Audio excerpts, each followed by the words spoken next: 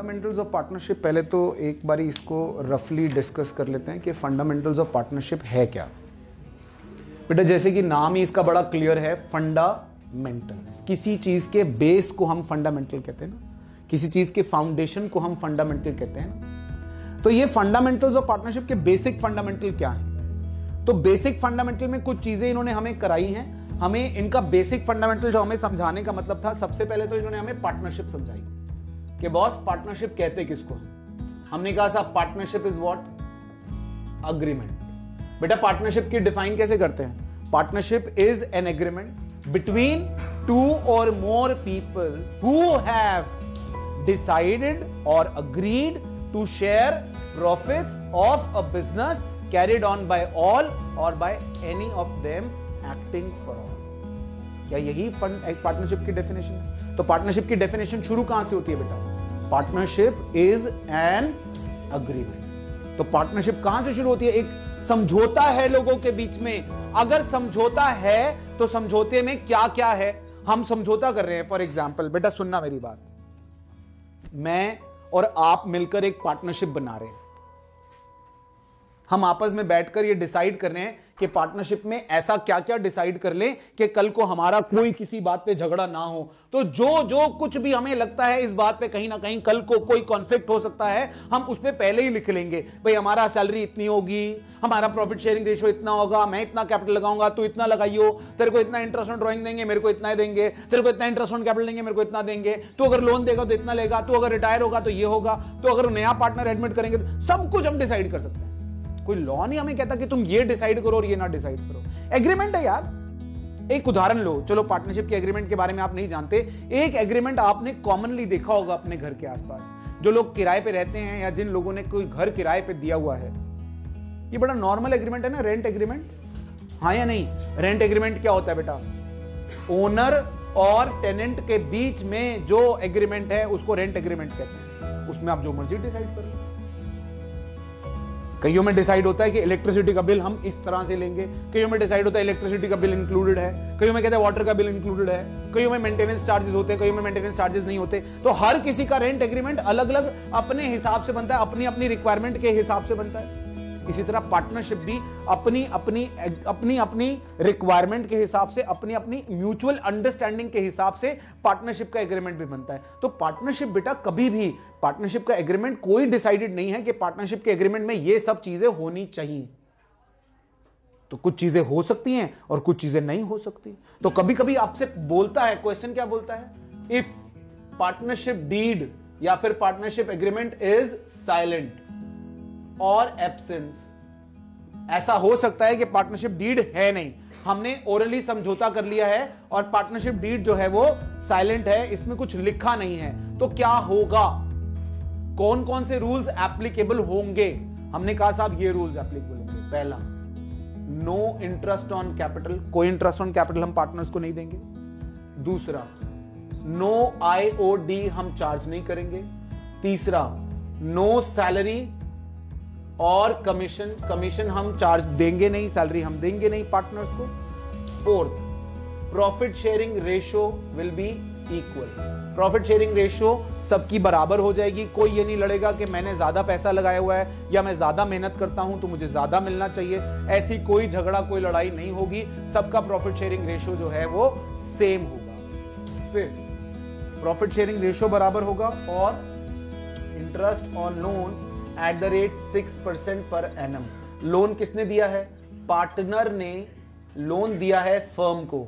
ये उसकी बात कर रहे हैं। अगर फर्म ने पार्टनर को लोन दिया है तो वो यहां डिस्कस नहीं हो रहा। क्या नहीं डिस्कस हो रहा? क्या नहीं डिस्कस हो रहा? अगर फर्म ने पार्टनर को लोन दिया तो वो डिस्कस नहीं हो रहा। यहां क्या डिस्कस हो रहा है? अगर पार्टनर ने फर्म को लोन दिया है तो वो डिस्कस हो रहा है। और उसके लिए क्या कहा गया है? पार्टनर ने जो लोन दिया है फर्म को, उसके लिए अगर इंटरेस्ट ऑन लोन मेंशन नहीं है तो that interest on loan will be 6% per annum if it is not decided. Decided है तो बेटा 100% पर एनम हो तो हमारे को कोई झगड़ा नहीं है। नहीं समझे? अगर आपस में डिसाइड हो गया कि भाई मैं लोन दूंगा तो मैं 100% पर एनम लूंगा, ले ले, दूसरे वाले को मंजूर है, हमें क्या लेना देना। लेकिन अगर डिसाइडेड नहीं है तो then it is 6% per annum. Is that okay? Agreed? बात समझ में आ गई? ये कब होगा? जब पार्टनरशिप डीड साइलेंट होगी इन चीजों के बारे में।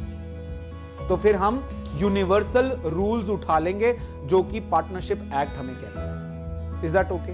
फिर आगे आ गया बेटा हमारे पास, नेक्स्ट आ गया concept interest on drawings.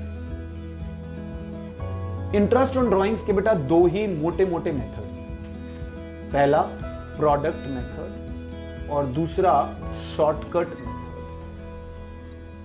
Product method के हिसाब से इंटरेस्ट ऑन ड्राइंग हम कैसे निकालते हैं?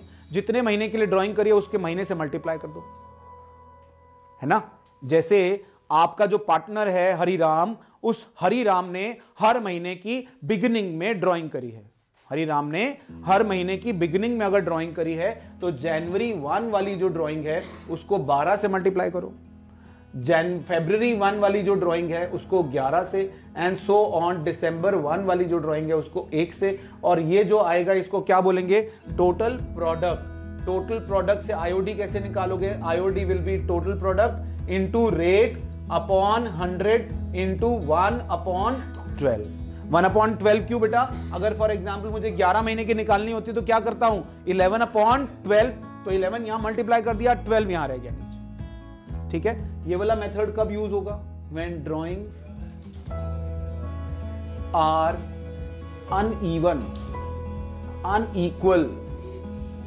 जब अनइक्वल होंगी, अनइवन होंगी कि भैया उसने जुलाई में ड्राइंग करी फिर उसके बाद भूल गया, फिर उसके बाद जाकर उसने नवंबर में ड्राइंग करी, फिर नवंबर के बाद सीधा दिसंबर में, मतलब सीधा फरवरी में जाकर ड्राइंग करी, तो कभी करी कभी नहीं करी, कभी 2000 करी, कभी 5000 करी, कभी 10,000 करी, तो ड्राइंग्स उसकी अलग अलग होती रही। हर महीने उसने अलग अलग तरीके से ड्राइंग्स करी। तब हमारा शॉर्टकट मेथड नहीं चलता, तब हमारा कौन सा मेथड चलता है? Product method. ठीक है? तो जितने महीने एंड तक बनते हैं उससे हम मल्टीप्लाई करते जाएंगे और अल्टीमेटली ये फॉर्मूला लगेगा, total product into rate upon 100 into 1/12। ये कब चलेगा? जब ड्राइंग्स अनइक्वल होंगी, अनइवन होंगी। अनइवन से हमारा मतलब है कभी होंगी और कभी नहीं होंगी, इर्रेगुलर ड्राइंग्स होंगी। लेकिन जब रेगुलर ड्राइंग्स होंगी, रेगुलर एंड इक्वल, रेगुलर भी होंगी ड्राइंग्स और इक्वल भी होंगी। रेगुलर माने हर महीने हो रही है, हर क्वार्टर हो रही है, हर 6 महीने बाद हो रही है।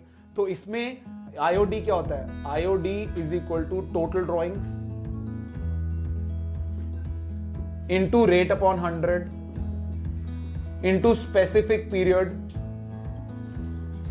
Period upon 12। अब वो स्पेसिफिक पीरियड कैसे निकालते हैं? Specific period is equal to period after first drawings plus period after last drawings divided by 2। इसी से बेटा वो मंथ्स निकल कर आते हैं। अगर आपको याद हो, अगर हमारी हर महीने ड्राइंग हुई है और 12 महीने हुई है, तो बिगिनिंग में हुई है तो 6.5 मंथ्स, मिडिल में हुई है तो 6 मंथ्स, एंड में हुई है तो 5.5 मंथ्स। अगर सिर्फ 6 महीने हुई है, दिस इज 12 मंथ्स। अगर 12 महीने ड्राइंग हुई है तो ये सीन है, और अगर सिर्फ 6 ही महीने ड्राइंग हुई है सो 3.5 मंथ्स, 3 मंथ्स एंड 2.5 मंथ्स। और अगर क्वार्टरली हुई है 7.5 months, 6 months and 4.5 months. Am I right? ऐसे हम कुछ भी निकाल सकते हैं इंटरेस्ट ऑन ड्राइंग निकालने के लिए, अगर हमें ये फॉर्मूला याद रह जाए, पीरियड आफ्टर